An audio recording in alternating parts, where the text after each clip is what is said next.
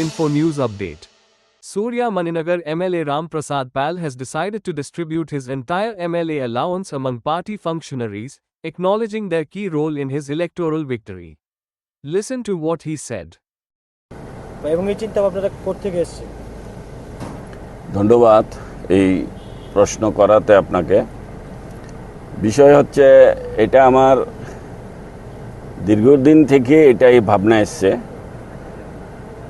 যেহেতু আমি কার্যকর্তাদের মাধ্যমেই তাদের অক্লান্ত পরিশ্রমেই বিধায়ক হয়েছি, মন্ত্রী হয়েছিলাম, বর্তমানে উপাধ্যক্ষ হিসেবে আছি।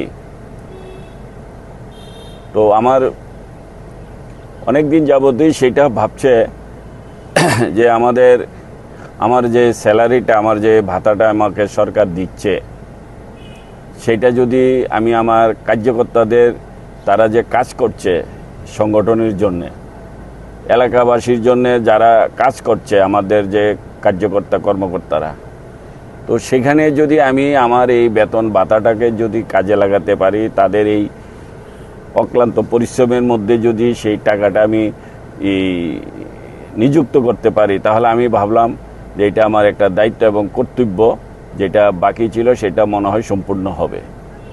তো সেই চিন্তা ভাবনা করে কার্যকর্তারা পরিশ্রম করে, সবসময় কাজ করে, সবসময় জনগণের জন্য আলোচনা করে, এবং তারাই আমার কাছে সমস্ত জনগণের সমস্যা, এলাকার সমস্যা এবং আমাদের দলীয় সংগঠনের বিষয় নিয়ে আসা যাওয়া করে। তো এতে করে একটা কম বেশ তো খরচা সকলেরই হয়। তো সেখানে আমি আর কি করব? তো সেখানে আমি ভাবলাম যে আমার ভাতাটা, আমি যে এমএলএ হিসাবে যে আমি সরকার যেটা আমাকে দেয়, সেটা আমি আমার এই সূর্যমণি নগরের যারা কার্যকর্তা, আমি তাদের উদ্দেশ্যেই আমি সেটাকে আমি অর্পণ করি। কারণ এখানে তো আর সেই রকম না যে আমি সারা রাজ্যের আমি সকলকে দিতে পারবো।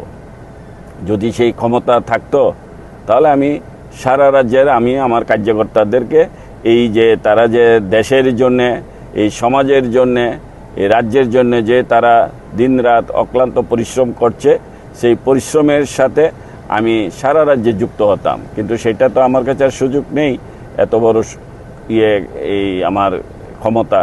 তো যতটুকু আমার আছে আমার এলাকার মধ্যে, সেটাই আমি করেছি, এটাই উদ্দেশ্য। Subscribe to Tripura Info and press the bell icon so that you never miss any latest updates and news on Tripura.